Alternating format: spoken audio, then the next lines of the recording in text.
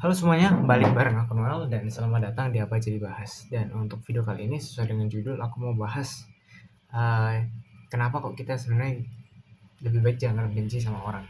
Gitu. Jadi ini berdasarkan pengalaman pribadiku dan salah satunya aku pernah dengar dari podcastnya Deddy Corbuzier, jadi kredit juga untuk Bang atau Om Deddy Corbuzier gitu ya. Dan pengalaman pribadiku juga kenapa ini bisa berpengaruh dalam kehidupanku dalam bersosialisasi seperti itu. Jadi secara dasar kita pasti pernah gitu benci dengan seseorang. Kita pasti pernah nggak suka karena entah perilakunya, entah karena sifat, karakter. Ada berbagai macam alasan kenapa kita nggak suka dengan seseorang. Tapi satu hal yang pasti adalah lebih baik untuk kita tidak membenci orang itu, tapi kita membenci karakter ataupun sifat yang dimiliki. Jadi adalah dua hal yang berbeda. Ketika kita benci dengan seseorang, maka kita akan membenci semua hal yang dimiliki oleh orang ini. Misalkan kalau kita udah terlanjur benci, apapun yang dia perbuat, kalau baik ataupun buruk, pasti akan jadinya buruk. Misalkan dia lakuin hal yang buruk, buruknya bakal kita kali dua gitu. Tapi kalau kita udah dia ngelakuin hal yang baik, kita udah terlanjur benci, itu malah yang hal yang sebenarnya dia lakuin itu baik, malah kita jadi mikirnya oh buruk, malah kita jadi negative thinking. Misalkan dia bantu orang, malah kita dalam hati mikir caper orang itu, kayak itulah kurang lebih. Jadi itu adalah alasan sebenarnya mindset kita juga yang perlu kita rubah gitu. Dan alasan juga kenapa ya sebenarnya itu sih alasan utama, karena apapun yang dia lakuin akan terlihat buruk di mata kita kalau kita udah benci dengan orang tersebut. Tapi hal yang lebih baik adalah ketika kita benci dengan karakter yang dia punya, karena karakter itu bisa dirubah, bukan dihilangkan ya, dirubah. Sifat sebenarnya sulit untuk dirubah tapi bisa gitu ya. Dan inilah satu hal yang penting dalam kalian bersosialisasi juga. Kenapa? Karena di dalam dunia ini, di masa yang akan datang, yang akan kalian jalanin, kita nggak akan tahu apa yang akan terjadi di masa yang akan datang.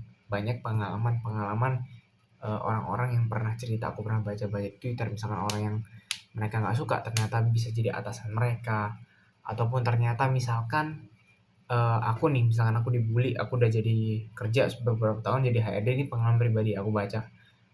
Jadi HRD, jadi orang ini dibully jadi HRD, tapi ketika ada yang melamar tuh orang yang bully dia gitu, dia orang ini nggak benci dia, memaafkan dan sebagainya, gitulah kurang lebih.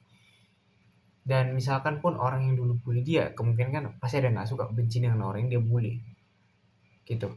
Jadi apa ya, gimana jelasin ya, misalnya jadi benci nggak suka bully gitu kan, akhirnya malah kita jadi nggak mau. Jadi biasanya kalau orang udah benci dengan seseorang, dia gengsi, gengsi dapat bantuan dari orang tersebut gitu. Kurang lebih gitu ya, dari kondisi cerita tadi wawancara tuh seharusnya pernah relate. Beberapa itu aku pernah nonton di drakor drakor drama gitu, pernah dibikin seperti itu. Cuman aku lupa drakor apa atau film apa yang spesifik yang menjelaskan itu, tapi seharusnya ada at least satu tuh, tiga atau empat tuh harusnya ada yang menjelaskan kondisi seperti itu. Benci, terpaksa kerja bareng, akhirnya canggung dan segala macam gitu. Dan itu alasannya adalah kita juga gak akan pernah tahu bahwa kita sebenarnya bisa aja butuh bantuan dari orang yang kita benci, tapi karena kita benci, kita gengsi untuk minta tolong kan akhirnya. Jadi itu juga pengalamanku saya pribadi adalah ya, ketika nggak suka dengan seseorang, aku pernah untuk benci seluruhnya. Jadi apapun yang dia lakuin, aku menutup diri dari hal tersebut. Jadi kayak wah buruk, pokoknya semua yang dia lakuin itu buruk.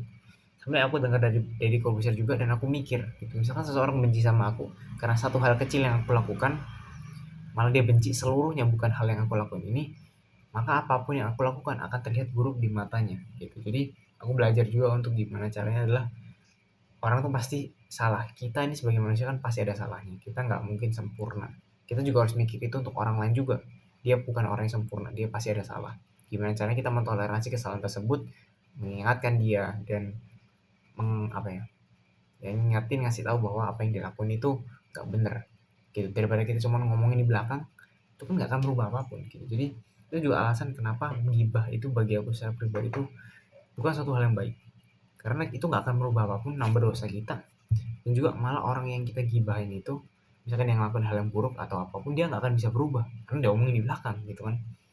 Aku tipikal orang yang frontal, aku selalu ngomong apa adanya, nggak suka aku ngomong. Aku pernah beberapa dengan teman-teman sempat nggak suka aku ngomong, dan aku pada saat itu belum belajar komunikasi dengan baik, akhirnya pada sakit hati dan segala macam, tapi keadaan bisa proses dan segala macam, udah baikan dan segala macam lah. Aku tetap masih belajar untuk ngomong sampai sekarang, bahkan lewat video ini juga, gimana caranya aku menyampaikan hal yang ingin aku sampaikan dengan efektif, bisa kalian pahami juga, gitu. Jadi nggak cuma sekedar ngoceh doang, kalian nonton dan nggak dapet intisari dari apa yang aku omongin. Dan selain itu juga, dari pengalamanku, ketika aku belajar untuk membenci karakter seseorang, sifat ataupun perbuatan seseorang, itu bisa dirubah. Karena aku ada teman juga secara pribadi, dia mungkin ngelakuin hal yang aku nggak bisa sebut orangnya, nggak bisa nyebut apa yang dilakukan secara spesifik, tapi aku kurang suka dengan apa yang dilakuin. Karena itu merugikan diri sendiri dan merugikan orang-orang di sekitarnya. Nggak termasuk aku. Kadang itu hal yang bagi aku aneh banget.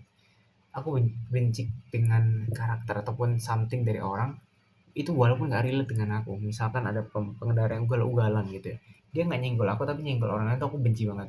Kenapa ya?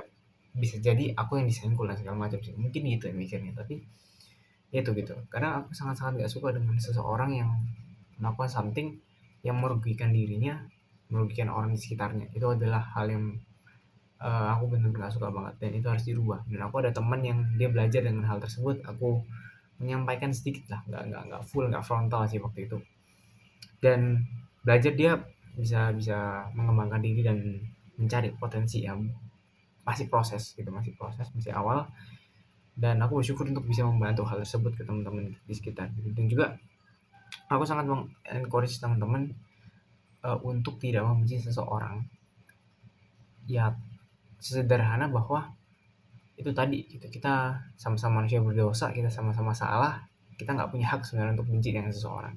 Malah alangkah baiknya kalau kita tahu apa yang dilakukan itu salah, ya kita bantu dengan menegur di belakang lebih baik. Di belakang itu dalam arti kita ajak orangnya ngomong berdua tanpa ada orang lain yang tahu. Itu maksudku di belakangnya. Jadi biasanya 4 mata, kalau aku ada kacamata berarti 6 mata gitu ya. Jadi ngobrol cuma berdua, kita kasih tahu dengan kata-kata yang bijak, dengan kata-kata yang tidak menyakiti hati, menyayat hati, sehingga dia bisa belajar dan gak dipermalukan, bahwa dia itu merasa dihargain dengan tidak direndahkan di depan orang lain. Kalian mikir aja gitu, kalian yang nonton ini sekarang mau gak direndahin di depan orang lain? Kan gak juga, aku sendiri juga gak mau. Yang baiknya kita juga memperlakukan orang lain sebagaimana kita ingin diperlakukan. Tapi kadang itu juga bisa berarti hal yang buruk. Kita terlalu berharap bahwa orang lain tuh harus diperlakukan seperti kita. Aku hidup susah, berarti orang lain harus hidup susah. Itu negatifnya dari kalimat perlakukan orang lain sebagaimana kamu ingin diperlakukan. Negatifnya di situ. Aku masih belajar berproses dengan hal tersebut. Tapi ya itu, ketika kalian menemukan seseorang nggak suka dengan apa yang dilakukan, bencilah apa yang dilakukan. Jangan pernah membenci orangnya. Karena apa yang dia bisa lakukan, kalian bisa. Karena apa yang dia lakukan kalau itu salah, kalian bisa membantu menegur dia untuk memperbaiki hal tersebut. Kalau kalian udah benci dengan orangnya, nggak bisa. Power Ranger berubah aja cuman make kostum kan, dalamnya kan tetap sama orang gitu. Jadi dia nggak akan bisa benci orangnya, dia nggak akan bisa berubah, bukan Transformer gitu kan. Jangan jadi tegur dengan bijak, tegur di belakang, jangan mempermalukan di depan orang lain. Kalau bisa, misalkan kalian seumuran, ajaklah orang yang lebih senior dibandingkan kalian, let's say 10 tahun di atas, untuk bisa menjadi penengah ketika kalian menegur orang tersebut. Dan orang yang kalian ajak adalah seorang yang netral, jadi pihak ketiga, middleman, orang yang netral, tidak berpihak, tetapi mau untuk membantu sesama kalian untuk mau berproses. Kurang lebih sekian dari video kali ini, singkat aja, jadi nggak mau terlalu lama. Ciao, makasih udah nonton. Gak usah subscribe, gak apa-apa, nonton aja sampai habis.